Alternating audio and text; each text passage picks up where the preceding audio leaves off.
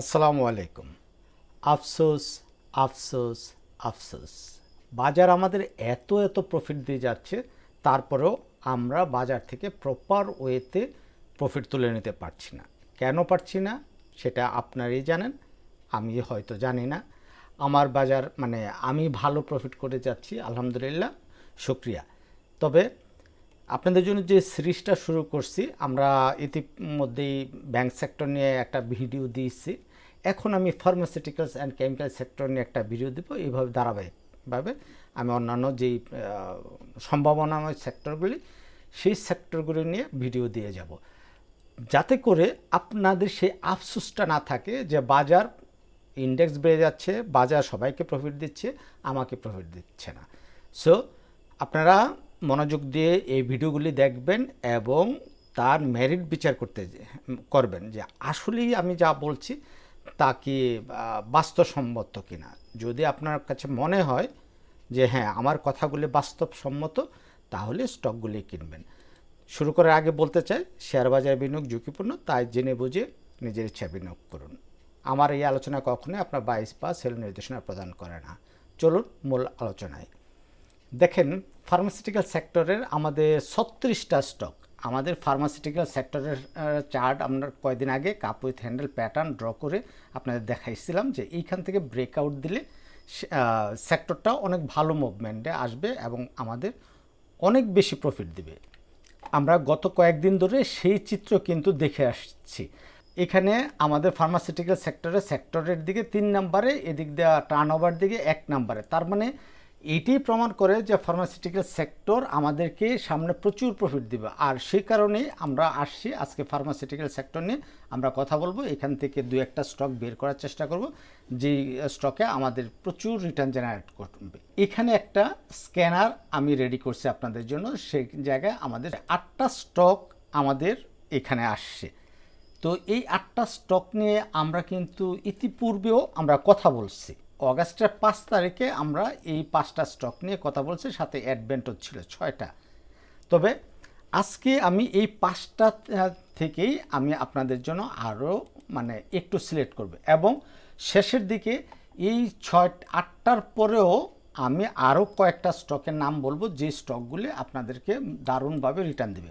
আপনারা যারা এখনও এই ভিডিওটা আপনারা দেখেন নাই, তারা দেখে আসবেন। যেহেতু আমি সবগুলি স্টক নিয়ে কথা বলবো না, তাই আপনারা আমার ইউটিউব চ্যানেলে গিয়ে এই যে থাম্বনেল, এই থাম্বনেলটা দেখে আপনারা ওই ভিডিওটা দেখবেন। তাহলে কোথায় এন্ট্রি নেবেন, কিভাবে কি করবেন, আর সেই বিষয়ে সব কিছু আপনারা জেনে যাবেন। ফার্মাসিউটিক্যাল সেক্টর থেকে নাভানা ফার্মা নিয়ে কথা বলছিলাম কবে, 19/6 এবং 19/6 আমরা কি কথা বলছিলাম এবং কত পার্সেন্ট আপাতত প্রফিট দিচ্ছে দেখেন, আমরা শুনে আসি। এই ভিডিওতে আমরা কথা বলছিলাম অ্যানালাইসিস অনুযায়ী একটা ভ্যালিড জায়গা থেকে শেয়ারটা উঠে আসছে। তার মানে হতে পারে শেয়ারটা আরেকবার এটাকে রিটেস্ট করার জন্য বা এইটুক পর্যন্ত সে আসতেও পারে।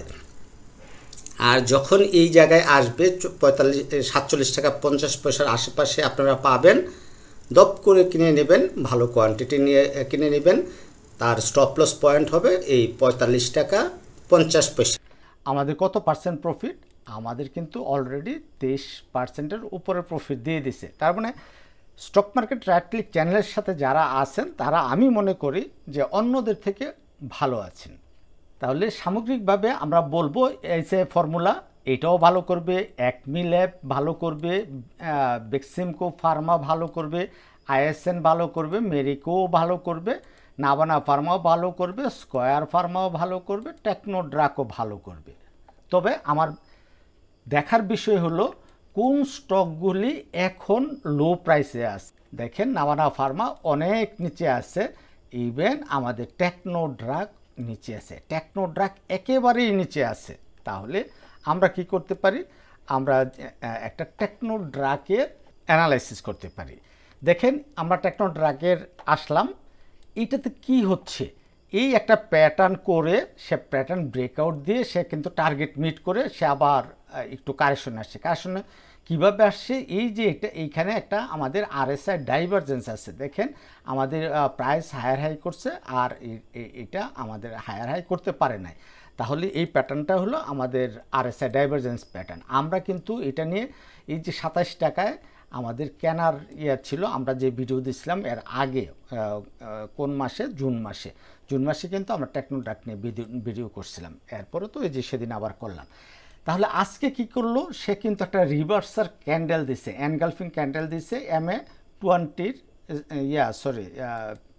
কি বলে পিবোর্ডের উপরে ক্লোজিং দিচ্ছে। আমরা যদি MA20কে প্লট করি তারপরে দেখবো MA20 খুব কাছাকাছি, তাই না? আগামীকালকে অবশ্যই এই MA20টাকে ক্রস করবে, মানে রবিবার দিন। আজকে যখন আমি ভিডিও করছি রাত 12টার পরে 15 তারিখ হয়ে গেছে, আমি সকালবেলায় এই ভিডিওটা আপনারা পাবেন। তাহলে কি হলো, আমাদের কিন্তু এইটাও আমাদেরকে করে ফেলছে, টার্গেট মিট করছে। আমাদের নেক্সট টার্গেটটা ছিল এইটা, অলমোস্ট এইটাও আমাদের মিট করছে। তাহলে পরবর্তী টার্গেট আমাদের কি হতে পারে? প্রথম আমাদের টার্গেট হবে 36 থেকে 37 টাকা, পরবর্তী টার্গেট হবে 41 থেকে 42-43 টাকা। পরবর্তীতে আসছি আমরা নাবানা ফার্মা। আপনারা মনে রাখবেন যে ভিডিওর শেষের দিকে আমি আরও কয়েকটা স্টক আপনাদের এখানে অ্যাড করে দেব।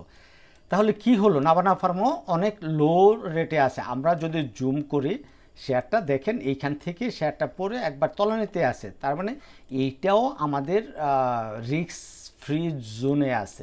তাই আমরা অন্য যেগুলি অনেক বেশি বেড়ে গেছে তার থেকে এইগুলিতে একটু প্রাধান্য দেবো। তাহলে আমরা কিনবো শেয়ারটা, এটা আমাদের হয়ে গেছে। এখন রবিবারে আমরা কিনবো, আমরা 5% আমরা স্টপ লস দেবো। আমাদের টার্গেট কী হবে, এইটাও আমাদের টার্গেট আর হবে না। আমাদের প্রথম টার্গেটটা হয়ে যাবে আমাদের এইটা কত, 68 থেকে 70 টাকা। তারপরে দ্বিতীয় টার্গেট হবে আমাদের 78 থেকে 80 টাকা, এবং ফাইনাল টার্গেট আপাতত, বাট শেয়ারটা কিন্তু আরও উপরে যেতে পারে। অ্যাটলিস্ট এইটুক তো 104-5 টাকা তো যাবেই, ইভেন এইটুক পর্যন্ত আমরা ধরবো, 118-20 টাকা পর্যন্ত ধরবো। তাহলে তৃতীয় টার্গেট হলো আমাদের 97 থেকে 101 টাকা, আর চতুর্থ টার্গেট হলো আমাদের 115 থেকে 120 টাকা। তাহলে সর্বশেষ আমি বলতে চাচ্ছি, আমাদের এই লিস্টের সাথে আমরা আরও কয়টা স্টক যোগ করব। Beacon Pharma, Orion Pharma Z category, Pharma 8। তাহলে আমাদের মোট 11টা স্টক হলো। এই 11টা স্টকে যেটা আপনার যার যেটা পছন্দ সে ওইটা কিনে নেবেন। আশা করি এই ফার্মাসিউটিক্যাল সেক্টর আপনাদের হতাশ করবে না, প্রফিট দেবে ইনশাল্লাহ।